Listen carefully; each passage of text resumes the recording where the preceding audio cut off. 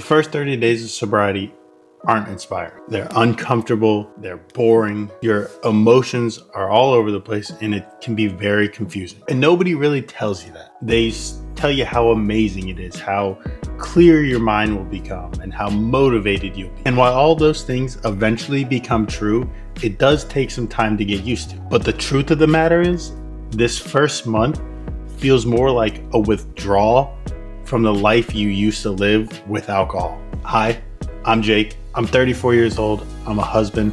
I'm a father of two beautiful little girls. I am almost about a year and a half sober at the time of filming this, and I'm just here to talk about what sobriety really looks like and hopefully help anybody who's either starting their journey, on their journey, or is even just thinking about quitting. So if that's you and you're in your first 30 days, or just, like I said, thinking about quitting, this is what actually happens. So first, I want to take the time to commend you for watching this video, because thinking about quitting alcohol is scary. You don't know what to expect. So the fact that you're even doing this and putting in this work is huge.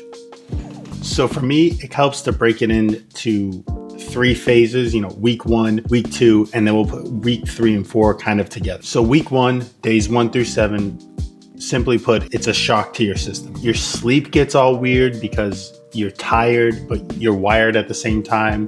I know I used alcohol to pass out and go to sleep, so it took me a while to figure out sleep. For me, my anxiety went through the roof. I had no idea how to handle it without suppressing it with alcohol. These first few days or few weeks, your cravings are going to be so loud. There's no skating around that.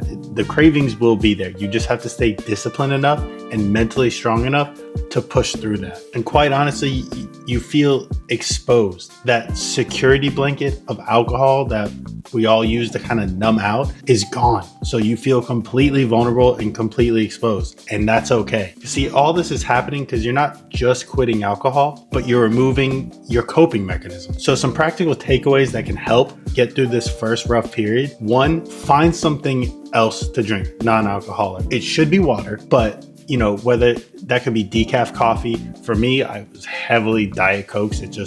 For some reason, it worked for me. But find something else to have that drink in hand. As long as it's not alcoholic, go for it. 2, I know sleep is going to be weird, but just try to get to bed early. Try to at least get into the bed early. Even if you can't fall asleep, just put yourself in that position to try and succeed. And 3, because you're feeling so exposed and vulnerable, don't make any huge life decisions. Now, week two is where a lot of people really start to slip. So week 2, days about 8 through 14, it can be dangerous because this is where that mental negotiation really starts to take place. You'll start to tell your things like, oh, look, I don't really have a problem. Or look, I've proved I can stop. When's the last time I was a week sober? I've proved I can do it. I'm good. And you might start feeling comfortable enough to put yourself into situations socially where things can be triggering and you default to your normal actions, which would be drinking. Now, I'm not saying you shouldn't be in social situations or not go anything and just isolate yourself, but you need to be aware and not set yourself up for failure. If that means missing out on things and missing out on parties or events or get-togethers, that is what it is. If sobriety is the key, then that has to be the sacrifice. I got sober right around the holidays, so I had to miss all of those parties, and it stunk. It was terrible, but I knew that if I put myself in those situations, I was setting myself up to fail, to drink again. Because this is that time where your brain is starting to try to sell you moderation before you have the discipline. So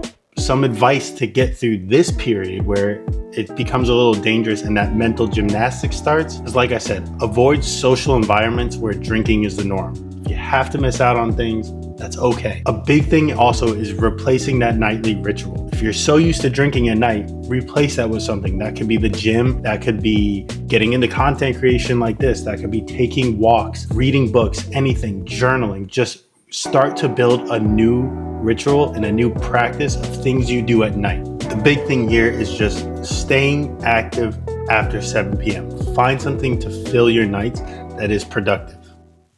Now, weeks 3 and 4, day about 15 through 30, this is where you can kind of start feeling your identity just beginning to shift a little bit. You start to think, who am I without drinking? You have to start putting those pieces together and getting to know yourself without the booze. You're probably going to start feeling different than a lot of your friends. And in my experience, the people who were real friends were the people who stuck by you and rooted for you and saw that you were doing something good for yourself. If people start to not want to hang out with you or giving you crap about not drinking, then the reality is those were never true friends. They were just acquaintances that you drank with.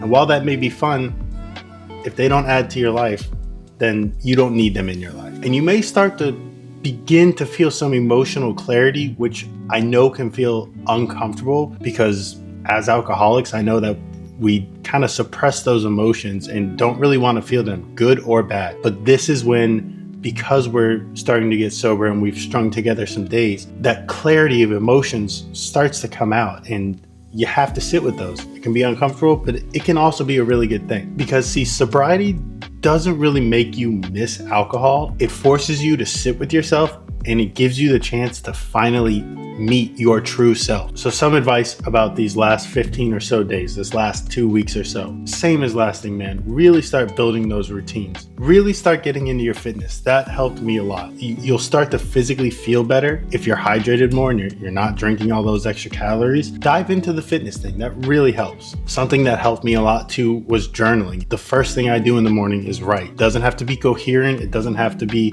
for anybody or about anything, but just writing things down, building the consistency with that, making a routine of it is huge. Also, building out time for therapy can be huge. I know I went to therapy when I was first getting sober because I didn't know how to deal with life on life's terms. It was scary and I needed to talk to somebody. So please, if you do need to talk to somebody, carve out time for that too. That is huge. So all in all, the first 30 days, they're not gonna feel glamorous.